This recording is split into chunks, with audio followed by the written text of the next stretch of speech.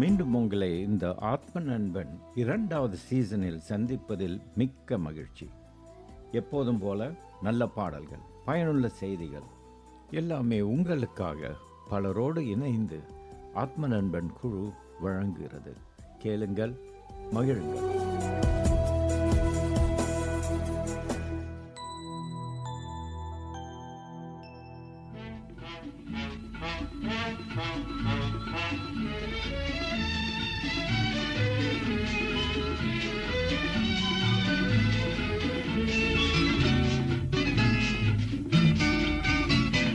கர்த்தரின் கை குறுகவில்லை, கர்த்தரின் வாக்கு மாறிடாதே, சுத்தர்களாய் மாறிடவே சுதனருள் புரிந்தனரே. விசுவாசியே நீ பதறாதே, விசுவாசியே நீ கலங்காதே, விசுவாசியே நீ பதறாதே, விசுவாசியே நீ கலங்காதே. விசுவாசத்தால் நீதிமான் இன்றும் என்றும் பிழைப்பார்.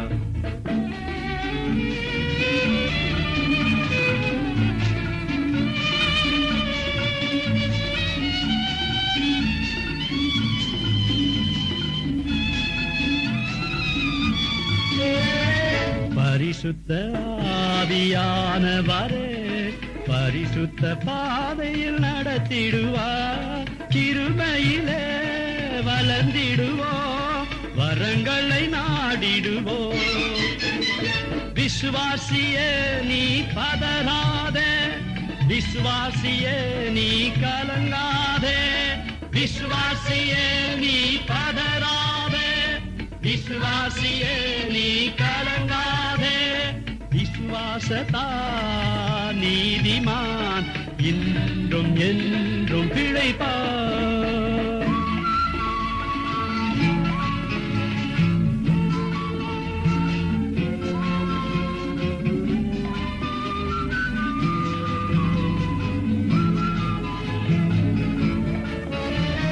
நெஞ்சமே நீ அஞ்சிடாதே, தஞ்சம் இயேசு உன்னரனே. தம் ஜனத்தை சீக்கிரமாய் தம்முடன் சேர்த்துக் கொள்வார். விசுவாசியே நீ பதறாதே, விசுவாசியே நீ கலங்காதே, விசுவாசியே நீ பதறாதே, விசுவாசியே நீ கலங்காதே. விசுவாசத்தா நீதிமான் இன்றும் என்றும் பிழைப்பார். விசுவாசத்தா நீதிமான் இன்றும் என்றும் பிழைப்பார். நீங்கள் கற்றுக்கொண்டிருப்பது உங்கள் அற்பன் நண்பன்.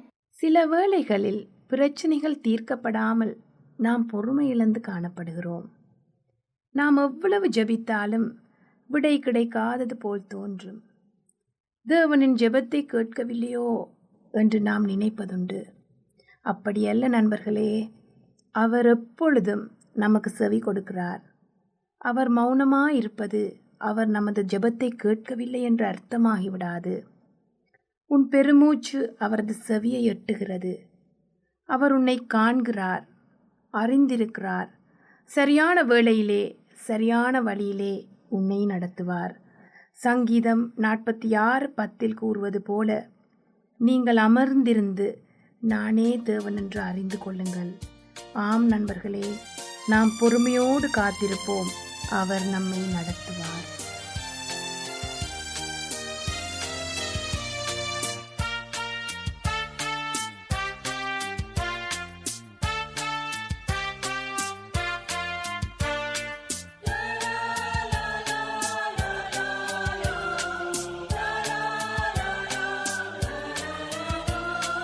என்னாலுமே துதிப்பார், என் ஆத்துமாவே என்னாலுமே துதிப்பார்.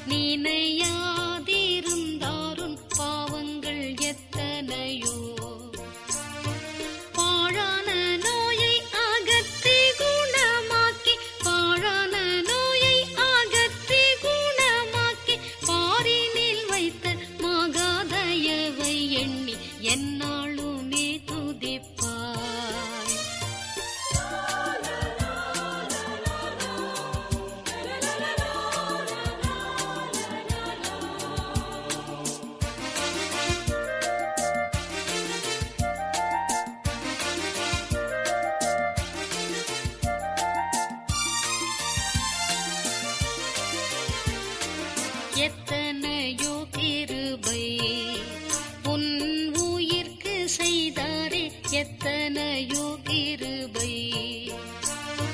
நித்தமுனை மூடி சூட்டினதுமன்றி நித்தமுனை மூடி சூட்டினதுமன்றி நித்தியமான ஜீவனை மீட்டதா என்னாலுமே துதிப்பார் நன்மையால் உன் வாயை நிறைத்தாரே பூர்த்தியாய் நன்மையால் உன் வாயை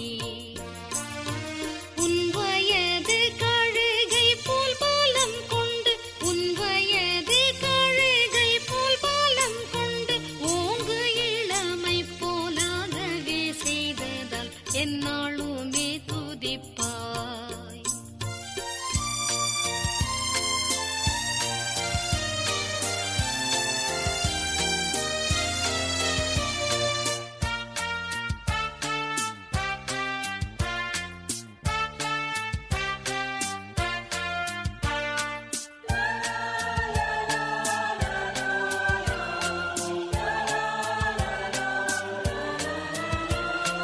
பூமிக்கும் வானத்துக்கும் உள்ள தூரம் போலவே பூமிக்கும் வானத்துக்கும் சாமி பயமுள்ளவர் மேலவராருள் சாமி பயமுள்ளவர் மேலவராருள் சாலவும் தங்குமே சத்தியமே இது என்னாலுமே துதிப்பார் மன்னிப்பு மாட்சிமையா மாதேவனருளும் மன்னிப்பு மாட்சிமையா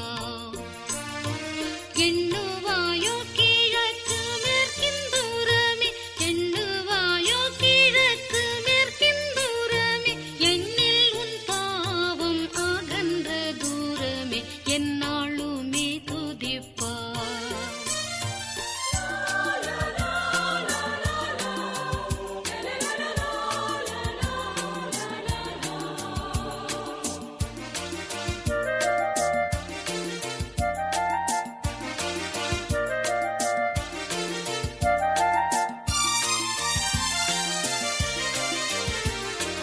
தந்தை தன் பிள்ளைகட்கு தயவோடிரங்கானோ தந்தை தன் பிள்ளைகட்கு எந்த வேளையும் அவரோடு தங்கினான் எந்த வேளையும் அவரோடு தங்கினான் சொந்தம் பாராட்டியே தூக்கி சுமப்பாரே என்னாலுமே துதிப்பார் என்னாத்துமாவே நீ என்னாலுமே துதிப்பாய் இந்நாள் வரையிலே உன்னதனார் செய்த இந்நாள் வரையிலே உன்னதனார் செய்த எண்ணிலா நன்மைகள் யாவும் மறவாது பரிசுத்த வேதாகமம் நமக்கு சிறந்த வழிகாட்டி. அப்படிப்பட்ட பரிசுத்த வேதாகமத்திலிருந்து ஒரு அருமையான சத்தியத்தை இப்பொழுது கேட்க இருக்கின்றோம். உங்கள் யாவரையும் இயேசு கிறிஸ்துவின் இனிதான நாமத்தினாலே முகமுகமாய் சந்திப்பதில் நான் மிகுந்த மகிழ்ச்சி அடைகிறேன். சமாதானத்தின் கர்த்தர் உங்கள் யாவரோடும் இருந்து சகலவித ஆசீர்வாதங்களினாலும் உங்களை முடிசூட்டுவராக. இதோ நல்ல சத்தியங்களோடும் தேவனுடைய வார்த்தையை ஆராய்வதற்கும் இந்த நல்ல நேரம் அமைந்திருக்கிறது. தேவனுடைய பெரிதான கிருபை, ஆவியானவருடைய அனுகிரகம், பரலோகத்தின் ஒத்தாசையும் உங்களையும் என்னையும் முகமுகமாய் இணைத்திருக்கிறது. காரணம், அவருடைய மகத்துவத்தையும் அவர் அருளுகிற ஆசீர்வாதங்களுக்கு மேலான ஆசீர்வாதமாகிய நித்திய ஜீவனுக்கு ஏற்ற வசனங்களையும் நமக்கு அவர் கொடுத்திருக்கிறார். அந்த வசனத்தை, அந்த சத்தியத்தை தியானிக்க போகிறோம். என்னோடு இணைந்திருங்கள். ஒரு சிறு ஜெபத்திற்கு பிற்பாடு ஜெபிப்போமா? எங்களை நேசிக்கிற நல்ல ஆண்டவரே, இந்த அருமையான வேலைக்காக நான் நன்றி செலுத்துகிறேன். என் பரலோக தகப்பனே, அற்பர்களும் நீசர்களும் குப்பைகளும் தூசிகளும் ஆகிய எங்களுக்கு உம்முடைய விலையேறப்பெற்ற வார்த்தைகளை இலவசமாய் தந்திருக்கிறீர். அந்த வார்த்தைகளை நாங்கள் உட்கொள்ளவும், எங்கள் ஆவியிலே நாங்கள் உயிரடையவும், உம்முடைய சத்தியத்தின் வெளிச்சம் எங்கள் ஒவ்வொருவரும் மீதும் பிரகாசிக்கவும் எங்களை ஒப்பு கொடுக்கிறோம். கர்த்தர் நீர் ஏற்றுக்கொள்ளும். எல்லாவற்றிற்கும் மேலாக சத்திய ஆவியானவர் எங்களை ஆட்கொள்ள நீர் உதவி செய்யும். அளவில்லாமல் நீர் எங்கள் மீது ஊற்றும். அர்ப்பணை மறைத்து நீர் வெளிவிடும். நீர் பெருகவும் நான் சிறுகவும் வேண்டும். எங்களை அர்ப்பணிக்கிறோம், ஏற்றுக்கொள்ளும். இயேசுவின் நாமத்தில் ஜெபிக்கிறோம் பிதாவே, ஆமென். பரலோகம் கண்களுக்கு எட்டவில்லை என்றாலும் நாம் விசுவாசத்தோடு அதற்காய் வாஞ்சியோடு காத்திருக்கிறோம். அந்த நாளையும் அந்த ராஜ்யத்தின் மகிமையையும் என் தேவன் வாசமாயிருக்கிற அந்த ஸ்தலத்தையும் நான் காணுகிற அந்த நாட்களுக்காய் இந்த பூமியில் நான் பிரயாசத்தோடு அந்த இலக்கை நோக்கி நான் தொடருகிறேன். உங்களுடைய இலக்கும் அதுவாகவே இருக்கட்டும். பொதுவாக நாம் பள்ளி காலங்களிலோ இல்லை கல்லூரி நாட்களிலோ நாம் படிக்கும் பொழுது நமக்கு தேர்வுகள் வைக்கப்படும். அந்த தேர்வுகள் நாம் அடுத்த கட்டத்திற்கு கடந்து போவதற்கு, நம் நிலையை உணர்த்துவதற்கு, நம்மை மேலெடுப்பதற்கு அந்த தேர்வுகள் உதவி செய்கிறது. அந்த தேர்வுகளுக்கு கேள்விகளை இதிலிருந்து எடுப்பார்களே என்றால் 6 மாத காலமோ 1 வருட காலமோ நம்மிடத்திலே புத்தகங்கள் கொடுக்கப்படும். அந்த புத்தகங்களை நாம் முழுவதும் வாசித்து அதிலே புரிந்து கொண்டு அந்த நாளுக்காய் நாம் காத்திருப்போம். அந்த தேர்வு வருகிற பொழுது இதோ கேள்வித்தாள்கள் நம்மிடத்தில் கொடுக்கப்படும். சில நேரங்களில் எல்லா கேள்விகளுக்கும் நாம் பதில் எழுவது உண்டு. சில நேரங்களில் பதில் தெரியாமல் நிற்பதும் ஒன்று. இந்த உலக கல்வியில் வெற்றி பெற்றவர்களும் இருக்கிறார்கள், தோல்வி அடைந்தவர்களும் இருக்கிறார்கள். ஆனாலும் அந்த வெற்றி பெறவில்லை என்றால் அவர்களால் அடுத்த கட்டத்திற்கு கடந்து போக முடியாது. உலக வாழ்க்கைக்கு எப்படி என்றால் ஆவிக்குரிய வாழ்க்கைக்கு இந்த பூமியில் நாம் இருக்கும் காலமெல்லாம் வேதாகமம் என்கிற இந்த ஒரே புத்தகத்தை வாசித்து கொண்டே இருக்கிறோமே. இந்த புத்தகம் ஜீவனாய் இருக்கிறதாம். இதிலே சகலமும் அடங்கி இருக்கிறதாம். தேவன் ஒட்டுமொத்த பரலோகத்தையும் ஒரு புத்தகத்தில் அடக்கி வைத்திருக்கிறார். இந்த புத்தகம் மேன்மையானது. இதை நாம் வாழ்நாளெல்லாம் படித்து கொண்டே இருக்கிறோம். அப்படி என்றால் அடுத்த கட்ட நகர்வு என்ன? நம்மளுடைய அடுத்த நிலை என்ன? நாம் சிந்திப்பது அவசியமாக இருக்கிறது. நம்ம எல்லோருக்கும் ஒரு ஆசை உண்டு. இந்த உலகத்தில் எதுவும் நிரந்தரமில்லை. இந்த உலகம் ஒரு நாள் அழிந்து போகும். இது எல்லாம் நமக்கு நன்கு அறிந்தது தான். இந்த உலகத்தில் இருந்து கொண்டு நாம் ஆசைப்படுகிறதெல்லாம் அந்த நித்திய ஜீவனை அடைய வேண்டும். மரணமில்லாத ஒரு பரலோக வாசியாய் நான் மாற வேண்டும். இம்மையில் எனக்கு பாடுகள் இருந்தாலும் மறுமைக்கான சந்தோஷத்தை நான் அடைந்தே தீர வேண்டும் என்று வாஞ்சிக்கிற அந்த வாஞ்சை நம் எல்லோரிடத்திலும் உண்டு. ஆசைகள் யாருக்கு இல்லை? உலகத்தில் இருக்கிற எல்லா ஜீவராசிகளுக்கும் ஆசை என்று ஒன்று இருக்கத்தானே செய்யுது. ஆனால் அந்த ஆசைகளை நாம் எங்கு தேடுகிறோம்? நம் எண்ணங்களும் நம்மளுடைய விருப்பங்களும் நம்மளுடைய உணர்வுகளும் எங்கே இருக்கிறது? கிறிஸ்துவ வாழ்க்கைக்குள்ளாய் நாம் இழக்க வேண்டிய இழப்புகள் அதிகமாக இருக்கிறது. இழப்புகள் இல்லாத, தியாகங்கள் இல்லாத வாழ்க்கை ஒரு காலமும் முடிவடைகிறதில்லை. அப்படியாய் பரலோகம் போக வேண்டும் என்கிற ஆசை நம் எல்லோருக்கும் உண்டு. இந்த பூமியிலையும் நமக்கு நிறைய ஆசைகள் இருக்குது. நம்ம கேட்போம், எனக்கு ஒரு வீட்டை வாங்கிடணும், நான் ஒரு கார் வாங்கிடணும், ஒரு நல்ல செல்ஃபோன் வாங்கணும் அப்படிங்கிற அந்த ஆசைகள் இருக்கும். அந்த ஆசையை நிறைவேற்றுவதற்காக நிறைய உழைக்க வேண்டியது இருக்குது, நிறையா தியாகம் செய்ய வேண்டியது இருக்குது, நிறையா தேட வேண்டியது இருக்குது. ஒரு நாள் அதை அடைஞ்சிரும் போது அந்த சந்தோஷம் வந்துடுது. இப்போ பரலோகம் போகணுங்கிற ஆசை இருக்குல்ல, அந்த ஆசை அடைய நீங்கள் எதை இழக்க போகிறீங்க? எதை இழக்க வேண்டியது இருக்குது? பவுலுக்கு ஆசை இருந்துச்சு. பவுலுக்கு ஒரு மாபெரும் ஆசை இருந்தது. பிலிப்பியர் 3ஆம் அதிகாரம் 10வது வசனம் 11வது வசனத்தில் பவுல் சொல்லுகிறார், இப்படி நான் அவரையும் அவருடைய உயிர்த்தெழுதலின் வல்லமையையும் அவருடைய பாடுகளின் ஐக்கியத்தையும் அறிகிறதற்கும் அவருடைய மரணத்திற்கு ஒப்பான மரணத்திற்குள்ளாகி எப்படியாகிலும் நான் மரித்தோரிலிருந்து உயிரோடே எழுந்திருக்கும்படியாகும் அவருக்காக எல்லாவற்றையும் நஷ்டம் என்று விட்டேன், குப்பையுமாய் எண்ணுகிறேன். எவ்வளவு அழகான வார்த்தை! பவுல் அவருக்காக அந்த உயிர்த்தெழுதலின் வல்லமையை அடைய வேண்டும் என்பதற்காக எல்லாவற்றையும் நஷ்டம் என்று எண்ணி குப்பையுமாய் விட்டான். அந்த ராஜ்யத்திற்குள்ளாய் நீங்களும் நானும் பிரவேசிக்க வேண்டும் என்றால் பவுல் அழகாய் பயன்படுத்துகிறான். அவருடைய மரணத்திற்கு ஒப்பான மரணத்திற்குள்ளாகி நான் உயிர்த்தெழுதலில் அடைய வேண்டும். அந்த பரலோக ராஜ்யம் நமக்கு முன்பாக நிற்கிறது. நாம் இறக்க வேண்டியதும் இழக்க வேண்டியதும் இந்த உலகத்திலான காரியங்கள். ஒரு மனுஷன் பாவத்தில் அகப்பட்டிருப்பான என்றால் ஆவிக்குரிய வாழ்க்கையில் அவன் மரித்தவனுக்கு சமமாகவே இருக்கிறான். மரித்தவன் பரலோகம் செல்ல முடியாது, எழுந்தவன் பரலோகம் சொல்ல முடியும். கிறிஸ்துவோடு நீங்கள் மரிப்பீர்களே என்றால் அவரோடும் கூட உயிர்த்தெழுந்து அந்த ராஜ்யத்திற்குள்ளாய் நாம் செல்ல வேண்டும். பவுலுக்கு ஒரு ஆசை இருந்தது. அந்த ஆசை, நான் பரலோகத்தை அடைய வேண்டும். அதே ஆசை நமக்கும் இருக்குது. ஆனால் நான் செல்கிற இடங்களில் நான் கேட்பது உண்டு, யாரெல்லாம் பரலோகத்துக்கு போக ஆசைப்படுறீங்க? அப்போ எல்லாரும் கைகளை உறுத்துவாங்க.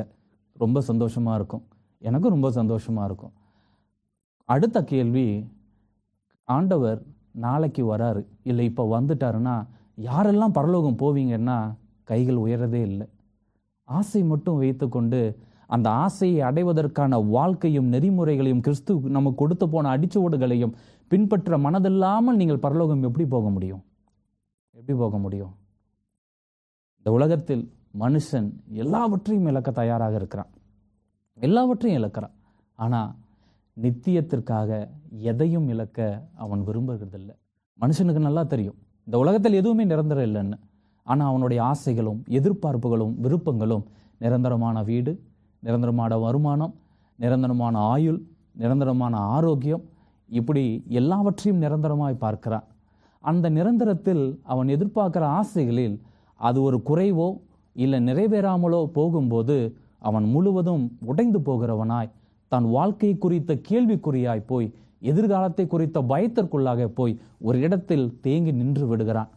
ஆனால் அதை அடைய வேண்டும் என்ற ஆசைக்கு நிறைய நேரம் செலவிடுகிறான், உழைக்கிறான். ஆனால் உலகத்தில் உள்ளவைகளுக்கு இப்படி என்றால் பரலோகத்திற்காக நீங்களும் நானும் இழக்க வேண்டியது நிறையாக இருக்கிறது.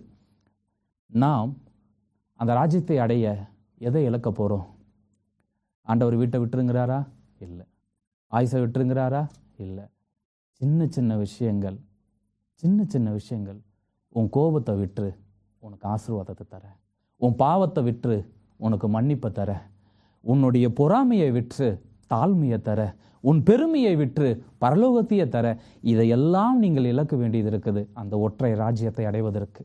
ஆனால் மனுஷன் இந்த உலகத்தில் எல்லாவற்றையும் அனுபவிக்க வேண்டும், எல்லாவற்றையும் தமக்கு சொந்தமாக கொள்ள வேண்டும் என்று ஆசையோடு தொடர்கிறானே தவிர பரலோகத்திற்காய் எதையும் இழக்க அவன் தயாராக இல்லை. வெறும் ஆசைகளை வைத்துக்கொண்டு மட்டும் நாம் பரலோகம் சென்று விட முடியுமா? இல்லை. உலகத்திற்கு ஒரு வாழ்க்கையின் அடுத்த கட்டத்திற்கு போவதற்கு கல்வி முறைகளில் எப்படி நிலை இருக்கிறதோ பரலோகம் நமக்காய் ஒரு தேர்வை ஆயத்தப்படுத்தி வைத்திருக்கிறது. அந்த தேர்வில் ஆண்டவர் ஒரு கேள்வித்தாளை வைத்திருக்கிறார். அந்த கேள்வித்தாளுக்கு விடை எழுதுகிற காலம் இங்கே நமக்கு இருக்கிறது. அப்போ அந்த காலம், தேர்வுக்கான காலம் எந்த நேரமாக இருக்கிறது? இனி வரப்போகிறதா இருக்கிறதா? இல்லை. உங்கள் நாசல்லே சுவாசம் உள்ள இந்த வாழ்க்கையில் எப்பொழுது இந்த சத்தியத்தை நீங்கள் ஆராய்ந்து உணர்ந்து கொள்கிறீர்களோ அந்த நேரம் உங்களுக்கான தேர்வு துவங்குகிறது. நீங்கள் எழுத ஆரம்பிக்க வேண்டிய தேர்வு நாள் இதுவே. என் தேவனுடைய அந்த தாள் எங்கே இருக்கிறது? கேள்வித்தாள். அந்த கேள்வித்தாளை நான் ஆராய்ந்து கொண்டிருக்கிறேன், அதை கண்டுபிடித்தும் விட்டேன். பரலோகம் ஒற்றை கேள்வியில் நிற்கிறது. அந்த கேள்விக்கு உங்கள் உள்ளம் பதில் எழுதுமே என்றால் பரலோகத்தின் கதவுகள் உங்களுக்காய் திறக்கப்படும். இந்த வேதாகமம் உங்களை பரலோகத்தின் வாசலிலே கொண்டு போய் நிறுத்தும். இந்த வேதாகமம் உங்களுக்கான கேள்வித்தாளை இங்கே வைத்திருக்கிறது. ஒரே ஒரு கேள்வியே. அந்த கேள்வி எங்கே? யோனா 5ஆம் அதிகாரத்தை நான் தியானித்த போது அந்த பொக்கிஷத்தை நான் கண்டுபிடித்து விட்டேன். அந்த யோனா 5ஆம் அதிகாரத்தில் அந்த பொக்கிஷ பெட்டியில் ஆண்டவர் ஒரு கேள்வித்தாளையும் அதை எழுதுகோலையும் வைத்து அதை மூடி அதை திறக்கிற ஒரு சாவியையும் திறவுகோலையும் தேவன் வைத்திருக்கிறார். நான் ரொம்ப நேரமாக யோனா 5ஆம் அதிகாரம்னு சொல்கிறது உங்களுக்கு ஆச்சரியத்தை ஏற்படுத்தியிருக்கலாம், உங்களுக்கு அதிர்ச்சியம் ஏற்படுத்தியிருக்கலாம். உண்மைதான், வேதாகமம் நிறைய பொக்கிஷங்களை, நிறைய அதிசயங்களை தன்னிடத்தை மறைத்து வைத்திருக்கிறது.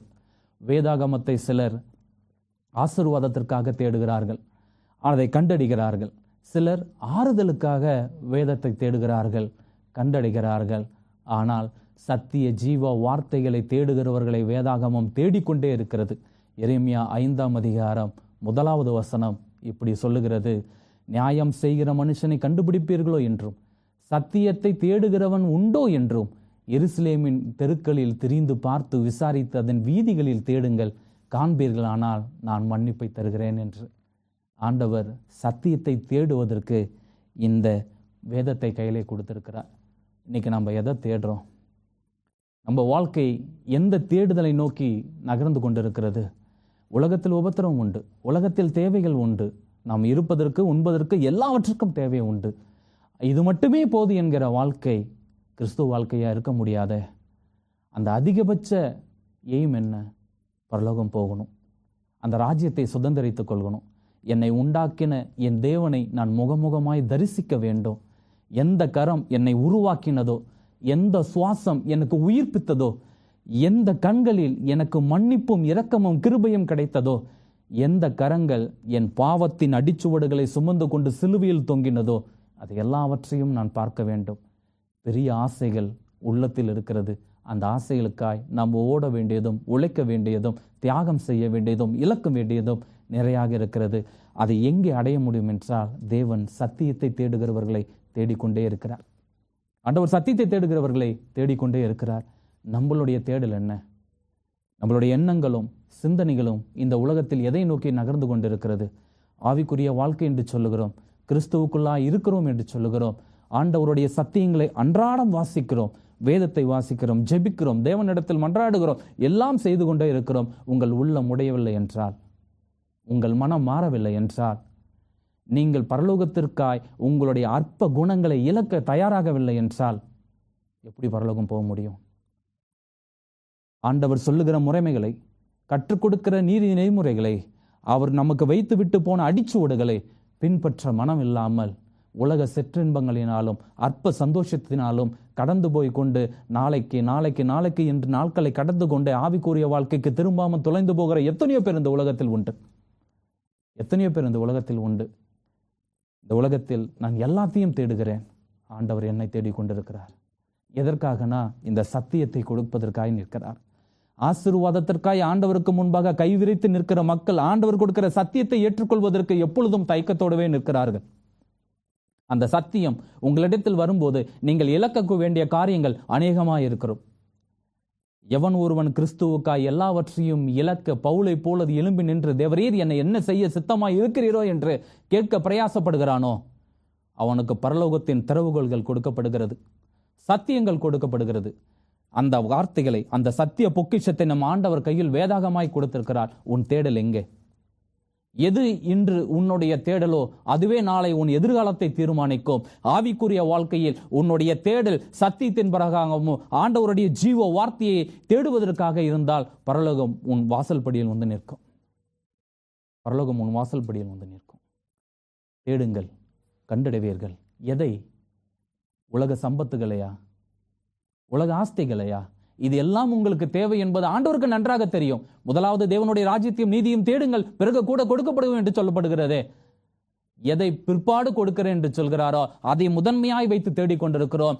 எதை முதலாவது தேடுங்கள் என்று சொல்கிறாரோ அதை பிற்பாடு வைத்து விட்டிருக்கிறோம். ஒன்றை நினைவில் வைத்துக் கொள்ளுங்கள், பிதாவாகிய தேவன் ஒட்டுமொத்த பரலோகத்தையும் ஒட்டுமொத்த உலகத்தையும் கிறிஸ்துவின் பாதத்திற்கீழாய் வைத்திருக்கிறார். கிறிஸ்துவை உங்களுடைய வாழ்க்கையில் நீங்கள் மேலாக வைத்திருப்பீர்கள் என்றால் இந்த உலகமும் இந்த உலகத்தின் உள்ளவைகளையும் உங்களுடைய பாதத்திற்கு கீழாக இருக்கும். மாறாக இந்த உலகத்தையும் இந்த உலகத்தின் உள்ளவைகளையும் நீங்கள் மேன்மையாக வைப்பீர்கள் என்றால் கிறிஸ்துவை எங்கே வைத்திருக்கிறீர்கள் என்று சிந்தித்து பாருங்கள். சத்தியத்தை தேடுகிறவர் தேவன் தேடிக்கொண்டே இருக்கிறார்.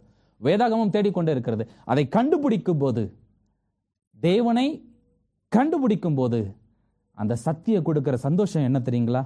எரேமியால ஒரு அழகான வசனம் இருக்குது. எரேமியா 15ஆம் அதிகாரம் 16வது வசனம் இப்படி சொல்லுகிறது, உம்முடைய வார்த்தைகள் கிடைத்த உடனே அவைகளை உட்கொண்டேன். உம்முடைய வார்த்தைகள் கிடைத்தவுடனே அவைகளை உட்கொண்டேன். உம்முடைய வார்த்தைகள் எனக்கு சந்தோஷமும் என் இருதயத்துக்கு மகிழ்ச்சியுமாய் இருக்கிறது. சேனைகளின் தேவனாகிய கர்த்தாவே, உம்முடைய நாமம் எனக்கு தரிப்பிக்கப்பட்டிருக்கிறது. ஆண்டவர் சத்தியத்தை தேடுகிறவனுக்கு அவருடைய நாமத்தை அவர் தரிப்பித்திருக்கிறார். அந்த நாமத்தை தரிப்பித்தவர்கள் உலகமோ எதிராளியோ கொண்டு போவதற்கு ஆண்டவர் ஒரு காலமும் அனுமதிப்பதில்லை. அவருடைய கரம் உங்களை இறுகப்பட்டு இருக்கிறது. சத்தியத்தை தேடுங்கள். தேவன் உங்களை தேடிக்கொண்டே இருப்பார். யோனா 5ஆம் அதிகாரம் அப்படிப்பட்ட தேடுதலின் பொக்கிஷம் உடைய அதிகாரம். நீங்கள் நினைக்கலாம், ரொம்ப நேரமா யோனா 5ஆம் அதிகாரம் சொல்ல வேதாகமத்தில் 5ஆம் அதிகாரம் இல்லை. இந்த சத்திய ஆராய்ச்சி நிறைவடையும் போது நீங்கள் கண்டுபிடிப்பீர்கள். நான் வாக்குறுதி தருகிறேன். இந்த யோனா 5ஆம் அதிகாரத்தின் பொக்கிஷத்தை, அந்த இலக்கை நாம் அடைய வேண்டுமே என்றால் அந்த பொக்கிஷத்தை திறவுகோலை தேவன் லூக்கா 15ஆம் அதிகாரத்தில் வைத்திருக்கிறார். இந்த லூக்கா 15ஆம் அதிகாரம் எனக்கு பிடித்த ரொம்ப விசேஷத்தமான அதிகாரம். இதை படிக்கும் போதெல்லாம் நான் உடைந்து போகிறேன். புது காரியங்களை தேவன் வெளிப்படுத்தி கொண்டே இருக்கிறார். 3 உவமைகள் இந்த லூக்கா 15ஆம் அதிகாரத்தில் இருக்கிறது. 1, காணாமல் போன ஆடு, தெரிந்ததுதான். 2வது, காணாமல் போன காசு, தெரிந்ததுதான். 3வது, காணாமல் போன குமாரன், தெரிந்ததுதான். தெரிந்ததை மறுபடியும் பேசுவதனால் என்ன ஆக போகிறது? நீங்க நினைக்கலாம். ஆனால் நாம் பார்க்க மறந்த, தியானிக்க மறந்த, நாம் உடைய வேண்டிய, உருமாற வேண்டிய சத்தியங்கள் இதில் நிறைந்திருக்கிறது. நீங்கள் பார்த்த பார்வையிலிருந்து சற்றே இது வேறுபடும் என்று நான் உங்களுக்கு வாக்கு கொடுக்கிறேன். இந்த 3 உவமைகளும் 3 காரியங்களை பேசுகிறது. காணாமல் போன அந்த ஆட்டை பற்றி மட்டுமல்ல, காணாமல் போன அந்த காசை பற்றி மட்டுமல்ல, காணாமல் போன மகனை மட்டும் இல்லை. இந்த மனிதகுலம் தேவனை விட்டு விலகி போய் ரொம்ப நாட்கள் ஆகிவிட்டது. ஆண்டவர் தேடிக்கொண்டே இருக்கிறார். நீங்களும் நானும் கண்டுபிடிக்கப்பட வேண்டும் என்று. இந்த 3 ஊமைகள் ஒரே ஒரு காரியத்தை சொல்லுகிறது. அது என்னன்னா, தேவன் அன்போடு இருக்கிறார். இந்த 3 ஊமைகளும் ஒரே புள்ளியை நோக்கி நகருகிற 3 பாதைகள். இந்த 3 பாதைகள் வழியாய் நீங்கள் பிரயாணப்பட்டு போவீர்கள் என்றால் ஒரு இலக்கை அடைவீர்கள். அந்த இலக்கு உங்களை உடைக்கும். நீங்கள் யார் என்பதை சொல்லும். பரலோகம் உங்களை அழைத்த அழைப்பின் நோக்கமும் தேவன் உங்கள் மீது வைத்திருக்கிற சித்தத்தையும் அது உங்களுக்கு வெளிப்படுத்தும். உங்கள் வாழ்க்கையில், உங்களுடைய ஆவிக்குரிய வாழ்க்கையில் நீங்கள் எந்த நிலையில் இருக்கிறீர்கள் என்பதை உணர்ந்து சிந்தித்து பார்த்து மனம் திரும்புவதற்கு இந்த உவமைகள் ஒரு பெரும் சாட்சியாய் நிற்கும். ஒரு பெரும் மாற்றத்தை கொண்டு வந்து நிற்கும். நாம் எல்லோரும் ஜெபிப்போம். ஆண்டவரே, என்னுடைய விருப்பங்கள் இப்படி இருக்கிறது, என்னுடைய தேவைகள் இப்படி இருக்கிறது, என்னுடைய ஆசைகள் இப்படி இருக்கிறது, இது எல்லாம் எனக்கு வேண்டும் வேண்டும் வேண்டும் ஆண்டவரிடத்தில் நம்மளுடைய விருப்பத்தையும் வேண்டுதல்களையும் விண்ணப்பங்களையும் நாம் தெரிவித்து கொண்டே இருக்கிறோம். அதனுடைய நீளம் பெரிதாய் இருக்கும். உங்களுடைய விருப்பத்தை நிறைவேற்றுகிற தேவன், உங்களை ஆற்றுகிற தேவன், ஆசீர்வதிக்கிற தேவன்.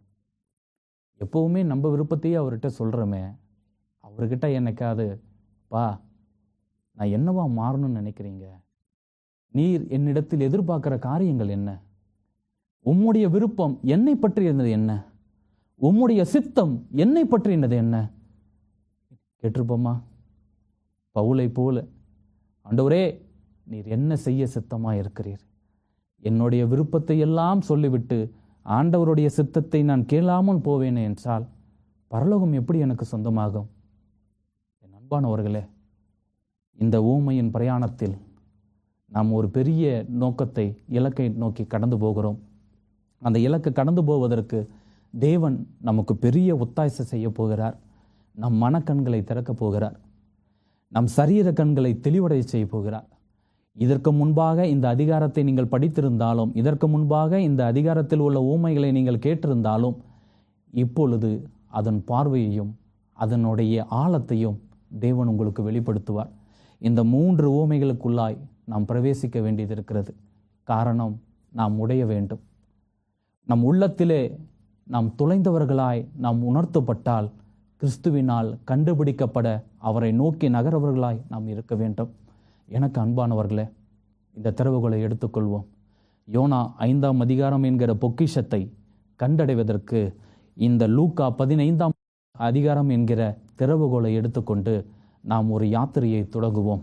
அந்த யாத்திரையில் இதோ பரலோக தெய்வம் இஸ்ரவேலர்கள் கானானுக்கு செல்லும்போது அந்த யாத்திரையாகத்திலே அவர்களோடு இருந்தது போல இந்த உவமைகளை 15ஆம் அதிகாரத்தை நாம் தியானிக்கிற இந்த நேரம் துவங்கி முடிக்கிற அந்த நேரம் வரைக்கும் இஸ்ரவேலை காத்தவரும் அற்புதங்களினாலும் அதிசயங்களினாலும் அவர்களை விடுவித்தவரும் அவர்களுக்கு நியாய பிரமாணத்தை சீனாயிலே கொடுத்தவரும் கசந்த மாறாவின் தண்ணீரை மதுரமாக மாற்றினவரும் நம்மோடு இருப்பார்.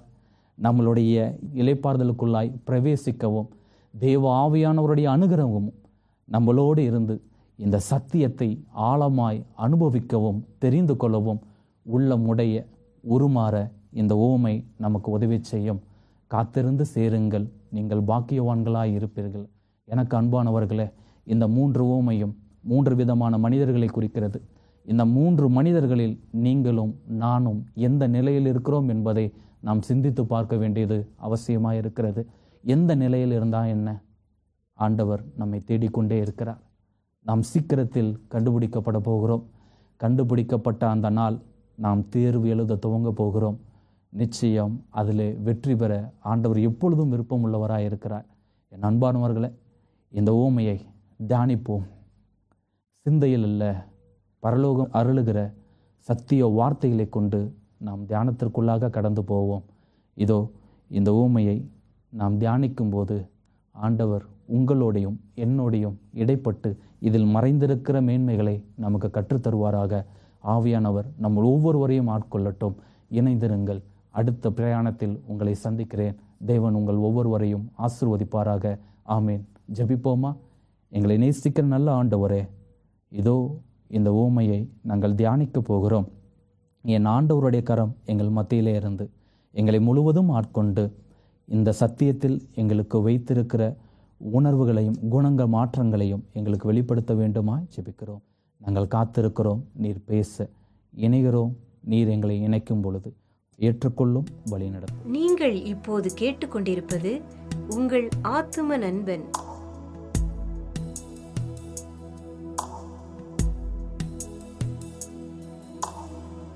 பரத்தில் உள்ள எங்கள் பிதாவே, உம் ராஜ்யம் வருக, உம் சித்தம் நிறைவேற. பரத்தில் உள்ள எங்கள் பிதாவே, உம் ராஜ்யம் வருக, உம் சித்தம் நிறைவேற. நீரில்லா உலகம் வெறுமையாதே, அற்பமும் குப்பையும் அதே. நீரில்லா வாழ்க்கை சுமையானதே, வாரும் தேவா இந்த வேளை. பரத்தில் உள்ள எங்கள் பிதாவே, உம் ராஜ்யம் வருக, உம் சித்தம் நிறைவேற.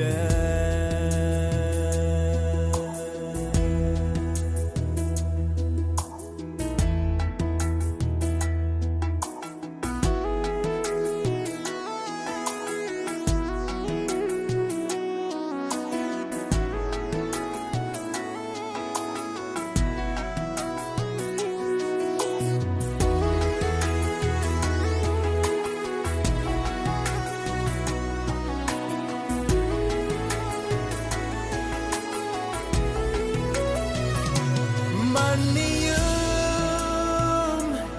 எங்கள் மீறுதல்களை, நீக்கிடும் எங்கள் ஏக்கங்களை. நீர் பிறரின் குறைகள் பாராமல் நாங்கள் கிருபையிலே என்றும் நிலைத்திடவே. மன்னியும்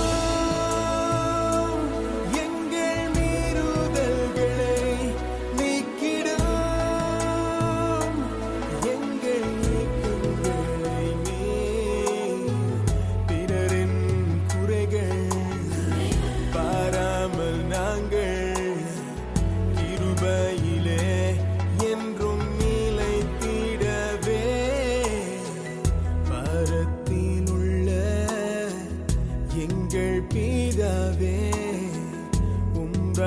ராஜ்யம் வருக உம் சித்தம் நிறைவேற பரத்தில் உள்ள எங்கள் பிதாவே உம் ராஜ்யம் வருக உம் சித்தம் நிறைவேற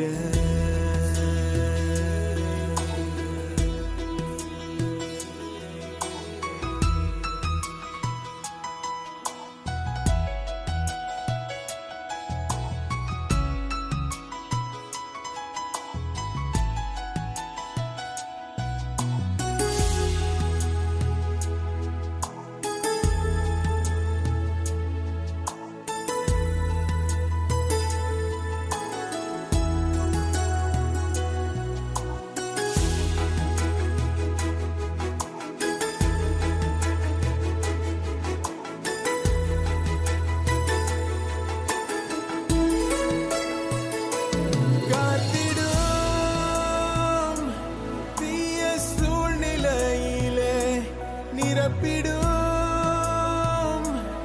உந்தன் ஆவியால் என்று சாத்தானின் சூழ்ச்சிகள் உலகத்தின் நிந்தைகள் எல்லாவற்றையும் ஜெயித்திடவே காத்திடும் தீய சூழ்நிலையிலே நிரப்பிடும்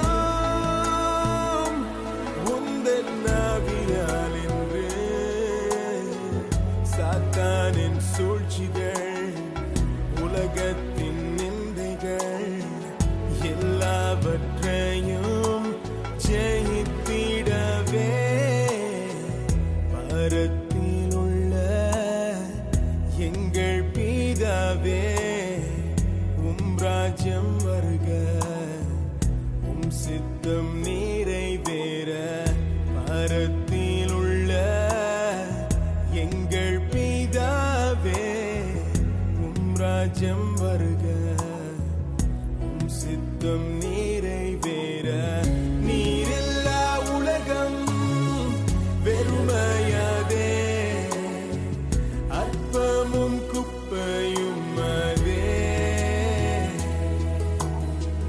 நீரில்லா வாழ்க்கை சுமையானதே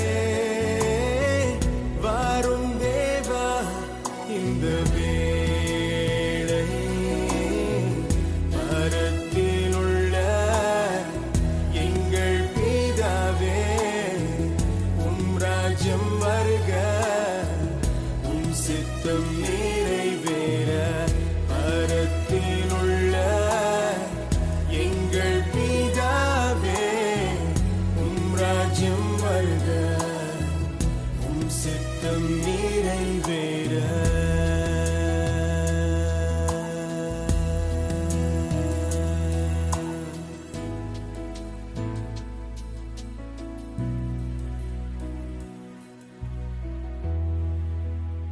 நீங்கள் இப்பொழுது கேட்டுக்கொண்டிருப்பது உங்கள் ஆத்ம நண்பன். ஆயிரம் நாவுகள் இருந்தாலும் போதாது அப்பா நீ செய்த நன்மையை சொல்லிட. கடவுளுக்கு நன்றி, கோடான கோடி சோசம். என்னோடய பேர் ஜெயக்குமார். நான் வந்து சிங்கப்பூரில் வந்து 4 வருஷமாக இருக்கிறேன். 4 வருஷமாக நான் அந்த வண்டியோடைய மண் வெட்டுற வேலை, ஜேசிபி எர்த் ஒர்க் வேலை பண்ணிகிட்டு இருக்கும்போது ஒரு நாள் ஃப்ரைடே அன்றைக்கி வண்டி ஓட்டிகிட்டு இருக்கிறேன். அன்றைக்கி ஆக்சுவலாக வந்து சைனீஸ் ஒரு போர்மேன் வந்து சைனீஸு இன்ஜினியர், பர்மீஸ் இன்ஜினியரு, தமிழால் ஒரு ஒர்க்கரு, மொத்தம் 4 பேர். நான் வந்து வண்டி ஓட்டிருக்கேன். சைனீஸ்காரர் சொல்கிறாரு, இந்த இடத்துல நான் சிமெண்ட் மேலே போகுது, கீழே கேபிள் இருக்குதுங்கன்னு கன்ஃபார்மாக சொல்கிறேன். அவர் வந்து சிமெண்ட்டு கேபிளே கிடையாது, நீ வெட்டு அப்படின்னு ஃபோர்ஸ் பண்ணுறாரு. நீங்கள் வெட்டுங்க ஃபாஸ்ட்டாக வெட்டுங்கிறாரு. நான் அப்பயும் மலைச்சிட்டு நிற்கிறேன், இதில் கேபிள் இருக்குது, எதாச்சும் பிரச்சனை வரும். ஆனால் அவர் என்ன சொல்கிறார், துணிஞ்சு சொல்கிறார், நீ வெட்டு, நான் பார்த்துக்கிறேன், நீ வெட்டுங்கிறாரு. அப்போ வெட்டும்போது கேபிள் வந்து வெடிச்சு போச்சு. வெடித்து ஃபயர் ஆனதில் வந்து அந்த சைனீஸ்காரர், பர்மீஸு, இந்தியா 3 பேருமே தப்பிச்சிருக்கிறாங்க. அது மூலம் கடவுள் என்னையும் காப்பாற்றிருக்கிறாரு. கடவுளுக்கு இது கோடான கோடி நன்றி, கோடான கோடி சோஸ்திரம். ஆமென். நாவுகள் இருந்தாலும் போதாது அப்பா நீ செய்த நன்மையை சொல்லிட.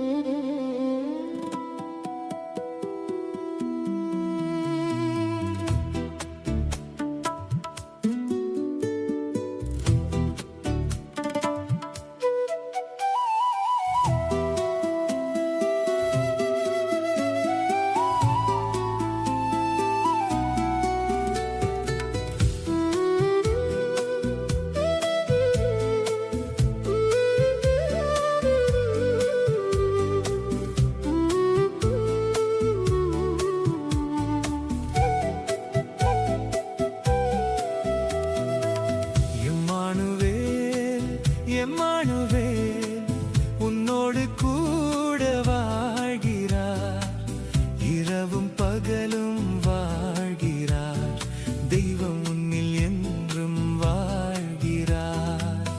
எம்மானுவேல் எம்மானுவேல் உன்னோடு கூட வாழ்கிறார், இரவும் பகலும் வாழ்கிறார், தெய்வம் உன்னில் என்றும் வாழ்கிறார்.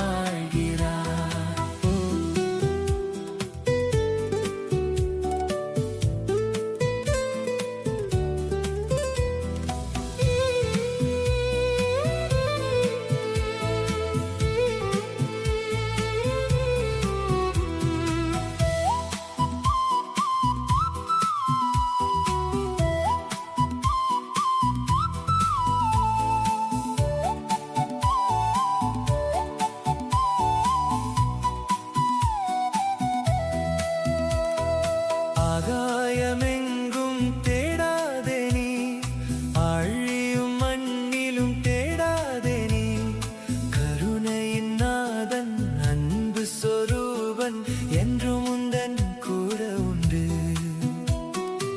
ஆகாயமெங்கும் தேடாதே நீ, ஆழியும் மண்ணிலும் தேடாதே நீ, கருணையின் நாதன் அன்பு சொரூபன் என்றும் உந்தன் கூட உண்டு. இன்று உந்தன் உள்ளத்தை நீ திறந்தாலே என்றும் என்றும் இயேசு உந்தன் கூட வாழ்வார். இன்று உந்தன் உள்ளத்தை நீ திறந்தாலே என்றும் என்றும் இயேசு உந்தன் கூட வாழ்வார். எம்மானுவேல் எம்மானுவேல் உன்னோடு கூட வாழ்கிறார், இரவும் பகலும் வாழ்கிறார், தெய்வம் உன்னில் என்றும் வாழ்கிறார்.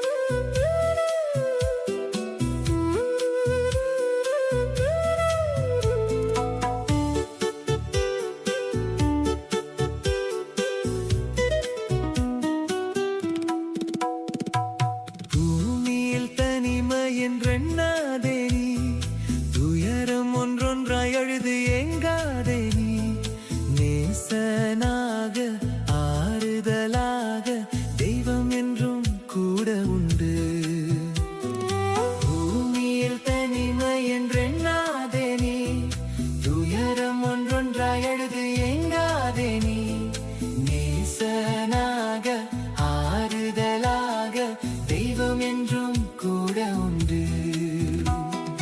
இன்று உந்தன் உள்ளத்தை நீ திறந்தாலே என்றும் என்றும் இயேசு உந்தன் கூட வாழ்வார். இன்று உந்தன் உள்ளத்தை நீ திறந்தாலே என்றும் என்றும் இயேசு உந்தன் கூட வாழ்வார்.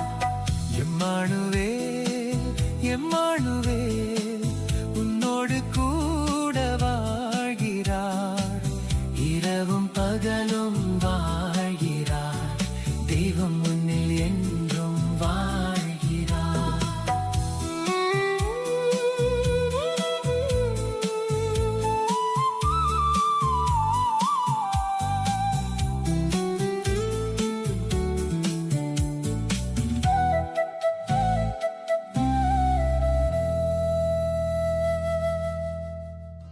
மத்தேயு எழுதின சுவிசேஷம் 11ஆம் அதிகாரம் 28. வருத்தப்பட்டு பாரம் சுமக்கிறவர்களே, நீங்கள் எல்லாரும் என்னிடத்தில் வாருங்கள், நான் உங்களுக்கு இளைப்பாறுதல் தருவேன். 29. நான் சாந்தமும் மனத்தாழ்மையுமாய் இருக்கிறேன். என் நுகத்தை உங்கள் மேல் ஏற்றுக்கொண்டு என்னிடத்தில் கற்றுக்கொள்ளுங்கள். அப்பொழுது உங்கள் ஆத்துமாக்களுக்கு இளைப்பாறுதல் கிடைக்கும். 30. என் நுகம் மெதுவாயும் என் சுமை இலகுவாயும் இருக்கிறது என்றார்.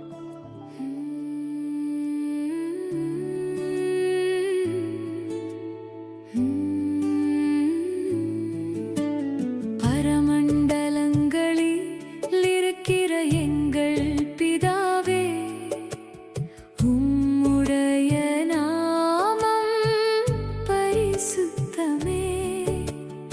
உம்முடைய ராஜ்யம் வருவதாக.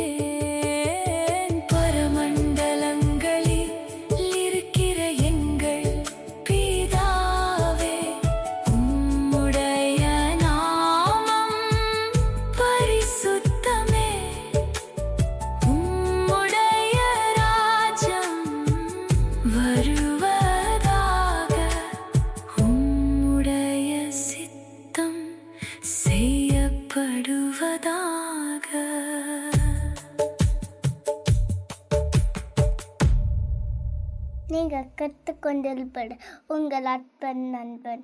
வணக்கம் நேயர்களே, மறுபடியும் சிந்தனைக்கும் வேலைக்காக உங்களை அன்புடன் அழைக்கிறேன். வாழ்க்கையில் பழம் பெருசா உயிர் பெருசா என்று கேட்டால் நீங்கள் எதை சொல்லுவீர்கள்? உயிர் என்று தானே சொல்லுவீர்கள். ஆனால் தலைகீழாக நடந்த ஒரு சம்பவம் உங்களுக்கு தெரியுமா? பாளையங்கோட்டை நகரிலே பலாப்பழை ஓடை என்ற ஒரு ஓடை இருக்கிறது. இதோடைய கதை உங்களுக்கு தெரியுமா? ஒரு அருமையான தாயார் தன்னுடைய ஒரே மகளை கையில் வைத்து கொண்டு போனார்களாம். அந்த ஓடை வழியாய் நடந்து போகும் பொழுது அந்த ஓடையிலே ஒரு பலாப்பழம் ஒன்று அழகாக நீரிலே அடித்து கொண்டு வந்தது. அந்த பலாப்பழத்தை பார்த்த உடனே தாய்க்கு கையும் ஓடவில்லை, காலும் ஓடவில்லை. தன் கையில் இருக்கிற குழந்தை ஓடையின் ஓரமாய் வைத்துவிட்டு பலாப்பழத்தை எடுக்க போனாளாம். என்ன நடந்திருக்கும் யோசித்து பாருங்கள். பலாப்பழம் இப்பொழுது கையிலே, ஆனால் கையில் வைத்திருந்த அந்த பிள்ளையோ ஓடை நீரிலே அடித்து செல்லப்பட்டு பரிதாபமாக கடந்து போனாள். வாழ்க்கையில் அநேக நேரங்களிலே நமக்கு நல்லதாக தெரிகிற காரியங்கள் நம்முடைய வாழ்க்கை நல்லதாக இருக்க முடியாது. எப்போமாவது யோசித்து இருக்கீங்களா? கொஞ்சம் யோசித்து பாருங்களேன், சிந்தித்து பாருங்களேன். அதைத்தான் திருமறை சொல்லுகிறது. மனுஷனுக்கு செம்மையாய் தோன்றுகிற வழிகள் உண்டு, முடிவோ மரண வழிகள். இன்றைக்கும் பாளையங்கோட்டை நகரில் அந்த பலாப்பழ ஓடையை பார்க்கும் பொழுதெல்லாம் என் சிந்தைக்கு வருவது, பழத்திற்காக பிள்ளையே கொடுத்து விட்டாளே. இன்றைக்கும் உன் வாழ்க்கையில் இருக்கிற சில எண்ணங்களுக்காக உன் வாழ்க்கையை ஏனே நீ அழித்து கொள்ள வேண்டும்? ஏன் நல்ல சிந்தனைகள் நமக்கு வராதா? ஆண்டவரிடத்தில் கேட்கும் பொழுது நல்ல சிந்தனையினாலும் அறிவுகணினாலும் நம்மை நிரப்புவாரே. அதை ஏன் பெற்றுக்கொள்ளக்கூடாது? பழமா பிள்ளையா, உயிரா வாழ்வா? சிந்தனை செய்யுங்கள், முடிவை தெரிந்து கொள்ளுங்கள்.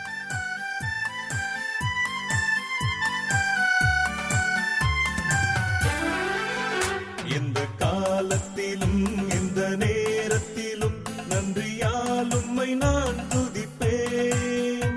எந்த காலத்திலும் எந்த நேரத்திலும் நன்றியால் உம்மை நான் துதிப்பேன். இயேசுவே உம்மை நான் துதிப்பேன், துதிப்பேன், எந்த வேளையிலும் துதிப்பேன்.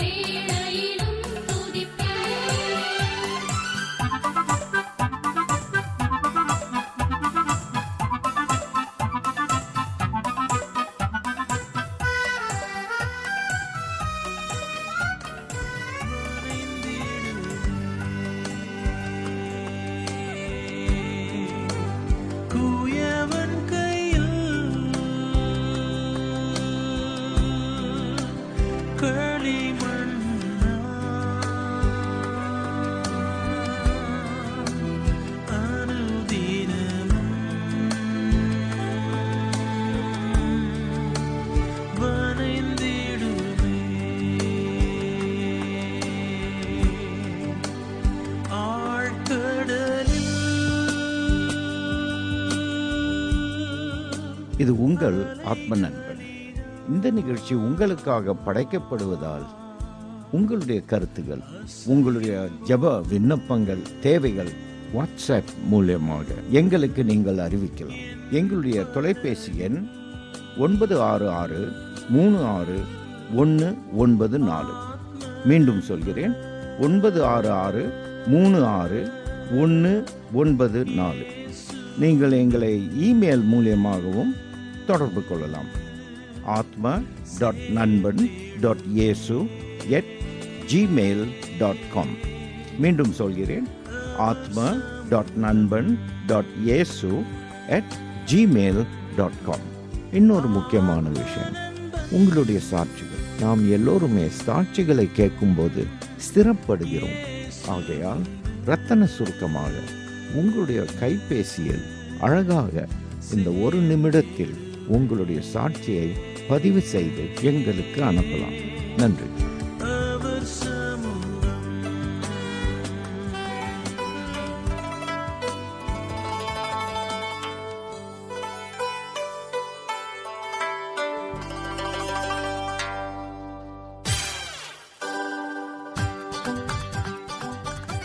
நண்பர்களே, நீங்கள் கேட்கும் இந்த நிகழ்ச்சிகளை அநேகர் சேர்ந்து ஜெபத்தோடு தொகுத்து வழங்குகிறோம்.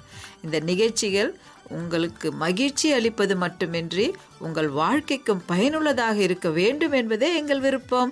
உங்கள் நண்பர்களிடமும் நிகழ்ச்சியை குறித்து சொல்லுங்கள், அவர்களும் பயனடையட்டுமே. மீண்டும் அடுத்த வாரம் இதே நிகழ்ச்சியில் நாம் சந்திக்கும் வரை தேவனின் ஆசீர்வாதம் நம் அனைவரோடும் இருக்க ஜெபிக்கிறோம். இந்த நிகழ்ச்சியை உங்களுக்கு வழங்குவது உங்கள் ஆத்ம நண்பன்.